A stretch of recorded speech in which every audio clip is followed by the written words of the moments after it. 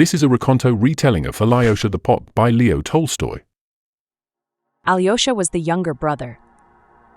He was called the Pot because his mother had once sent him with a pot of milk to the deacon's wife, and he had stumbled against something and broken it. His mother had beaten him, and the children had teased him. Since then, he was nicknamed the Pot. Alyosha was a tiny, thin little fellow with ears like wings and a huge nose. Alyosha has a nose that looks like a dog on a hill, The children used to call after him. Alyosha went to the village school, but was not good at lessons. Besides, there was so little time to learn. His elder brother was in town, working for a merchant, so Alyosha had to help his father from a very early age. When he was no more than 6, he used to go out with the girls to watch the cows and sheep in the pasture, and a little later he looked after the horses by day and by night. And at 12 years of age, he had already begun to plow and to drive the cart. The skill was there, though the strength was not. He was always cheerful. Whenever the children made fun of him, he would either laugh or be silent. When his father scolded him, he would stand mute and listen attentively, and as soon as the scolding was over, would smile and go on with his work. Alyosha was 19 when his brother was taken as a soldier. So his father placed him with the merchant as a yard porter. He was given his brother's old boots, his father's old coat and cap, and was taken to town. Alyosha was delighted with his clothes, but the merchant was not impressed by his appearance. I thought you would bring me a man in Simeon's place, He said, scanning Alyosha. and you've brought me this. What's the good of him? He can do everything, look after horses and drive. He's a good one to work. He looks rather thin, but he's tough enough. And he's very willing. He looks it. All right, we'll see what we can do with him. So Alyosha remained at the merchant's. The family was not a large one. It consisted of the merchant's wife, her old mother, a married son poorly educated who was in his father's business, another son, a learned one who had finished school and entered the university, but having been expelled, was living at home, and a daughter who still went to school. They did not take to Alyosha at first. He was uncouth, badly dressed, and had no manner, but they soon got used to him. Alyosha worked even better than his brother had done. He was really very willing. They sent him on all sorts of errands, but he did everything quickly and readily, going from one task to another without stopping. And so here, just as at home, all the work was put upon his shoulders. The more he did, the more he was given to do. His mistress, her old mother, the son, the daughter, the clerk, and the cook all ordered him about and sent him from one place to another. Alyosha, do this! Alyosha, do that! What? Have you forgotten, Alyosha? Mind you don't forget, Alyosha, was heard from morning till night. And Alyosha ran here, looked after this and that, forgot nothing, found time for everything, and was always cheerful. His brother's old boots were soon worn out, and his master scolded him for going about in tatters with his toes sticking out. He ordered another pair to be bought for him in the market. Alyosha was delighted with his new boots, but was angry with his feet when they ached at the end of the day after so much running about. And then he was afraid that his father would be annoyed when he came to town for his wages, to find that his master had deducted the cost of the boots. In the winter, Alyosha used to get up before daybreak. He would chop the wood, sweep the yard, feed the cows and horses, light the stoves, clean the boots, prepare the samovars and polish them afterwards, or the clerk would get him to bring up the goods, or the cook would set him to knead the bread and clean the saucepans.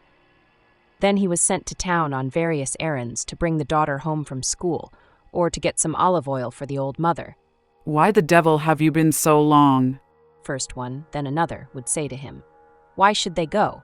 Alyosha can go. "Alyosha!" And Alyosha ran here and there.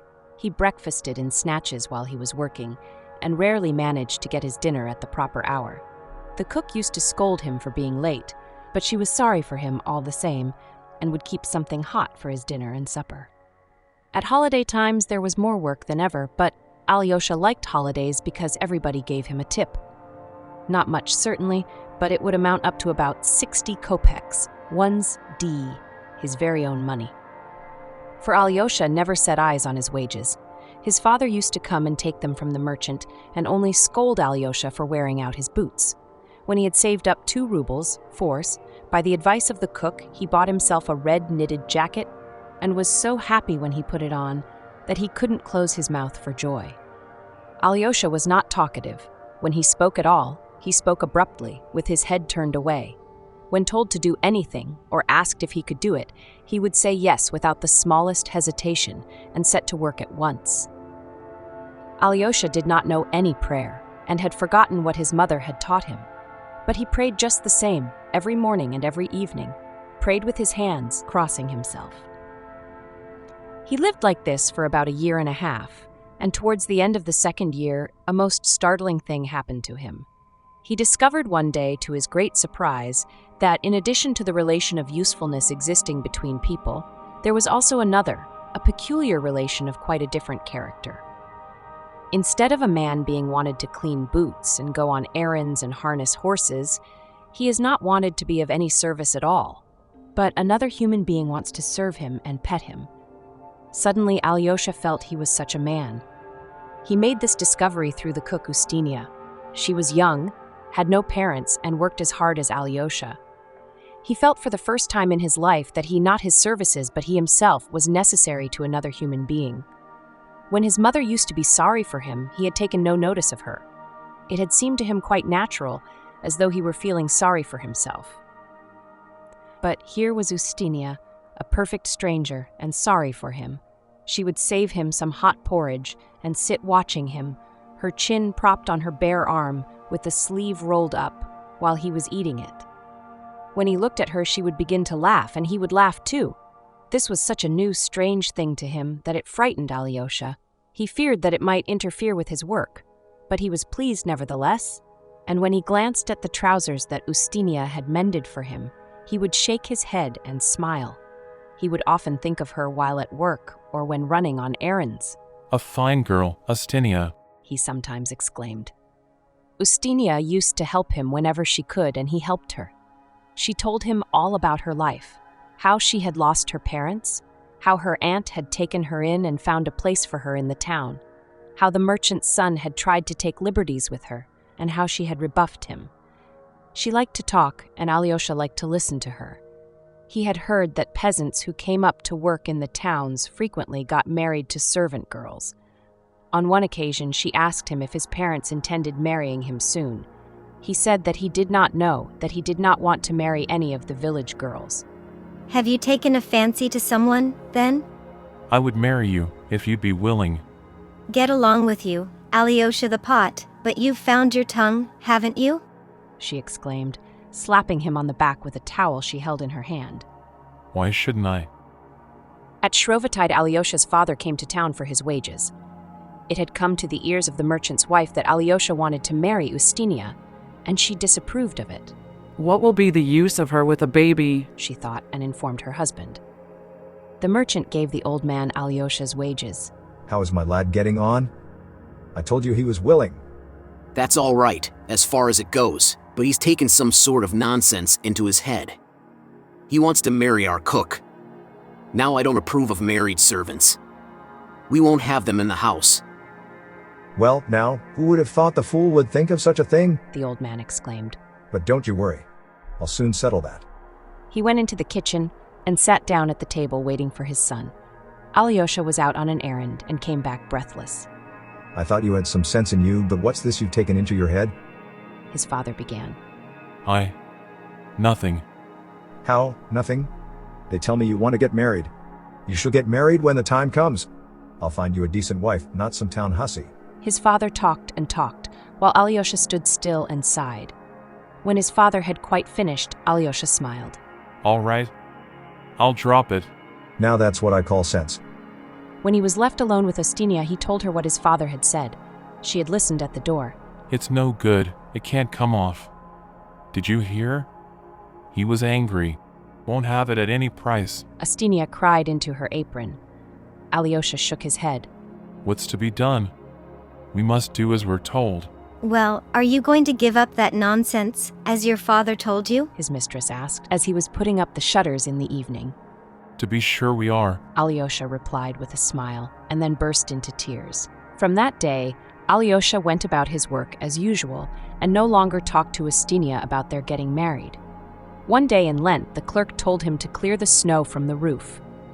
Alyosha climbed onto the roof and swept away all the snow, and while he was still raking out some frozen lumps from the gutter, his foot slipped and he fell over. Unfortunately, he did not fall on the snow, but on a piece of iron over the door. Ustinia came running up together with the merchant's daughter. Have you hurt yourself? No, it's nothing. But he could not raise himself when he tried to and began to smile.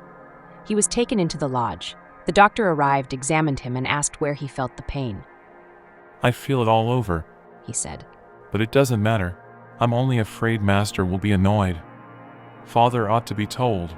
Alyosha lay in bed for 2 days, and on the 3rd day they sent for the priest. Are you really going to die? Ustinia asked. Of course I am. You can't go on living forever. You must go when the time comes. Alyosha spoke rapidly as usual. Thank you, Ustinia. You've been very good to me. What a lucky thing they didn't let us marry. Where should we have been now? It's much better as it is. When the priest came, he prayed with his bands and with his heart. As it is good here when you obey and do no harm to others, so it will be there, was the thought within it. He spoke very little. He only said he was thirsty, and he seemed full of wonder at something. He lay in wonderment, then stretched himself and died.